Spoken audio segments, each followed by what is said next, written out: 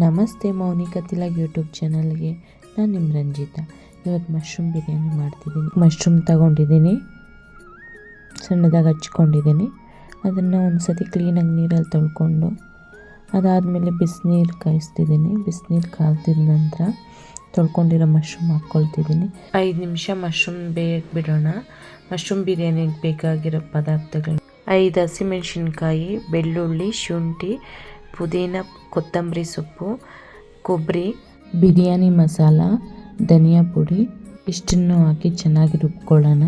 ತುಂಬ ನೈಸಾಗಿರಬೇಕು, ಪೇಸ್ಟ್ ನೋಡಿ ಈ ಥರ ಇರಬೇಕು. ಬಿರಿಯಾನಿಗೆ ಬೇಕಾಗಿರೋ ತರಕಾರಿಗಳು: ಕ್ಯಾರೆಟು, ಬೀನ್ಸು, ಆಲೂಗಡ್ಡೆ, ಕ್ಯಾಪ್ಸಿಕಮ್ಮು, ಈರುಳ್ಳಿ ಮತ್ತು ಒಂದು ಟೊಮೊಟೊ ಹಾಕ್ಕೊಂಡಿದ್ದೀನಿ. ಮಶ್ರೂಮ್ ಸ್ಟವ್ ಮೇಲೆ ಕುಕ್ಕರ್ ಇಟ್ಟಿದ್ದೀನಿ.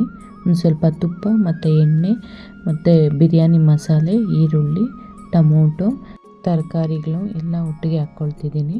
ಒಂದು ಸತಿ ಮಿಕ್ಸ್ ಮಾಡಿ ಅದಾದ ನಂತರ ಮಶ್ರೂಮ್ ಹಾಕ್ಕೊಳ್ತಿದ್ದೀನಿ.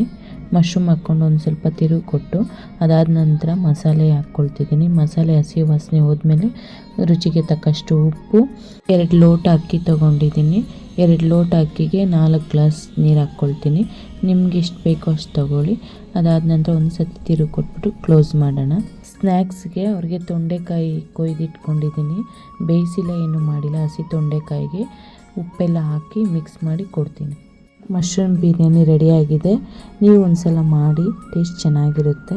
ಕೊನೆಯದಾಗಿ ಒಂದು ಮಾತು: ಸಿಹಿಯ ಪದಾರ್ಥ ಕಹಿ ಸೇರಿಸಿದರೆ ಅದರ ಪಾಕ ಕೆಟ್ಟು ಹೋಗುತ್ತೆ. ಹಾಗೆ ನಾವು ಒಳ್ಳೆಯದು ಬಯಸಿದರೂ ಕೆಲವರು ನಮಗೆ ಕೇಡನ್ನು ಬಯಸುತ್ತಾರೆ. ಸಿಹಿ, ಕಹಿ, ಒಳ್ಳೆಯದು, ಕೆಟ್ಟದ್ದು, ನಾವು ಬದುಕುವ ಜೀವನ ದೇವರ ಇಚ್ಛೆಯಾಗಿರಲಿ ಅಷ್ಟೇ. ಈ ವಿಡಿಯೋ ಇಷ್ಟ ಆದರೆ ಲೈಕ್ ಮಾಡಿ, ಶೇರ್ ಮಾಡಿ, ಕಮೆಂಟ್ ಮಾಡಿ, ಸಬ್ಸ್ಕ್ರೈಬ್ ಆಗಿ. ಧನ್ಯವಾದಗಳು. ಮತ್ತೆ ಸಿಗೋಣ.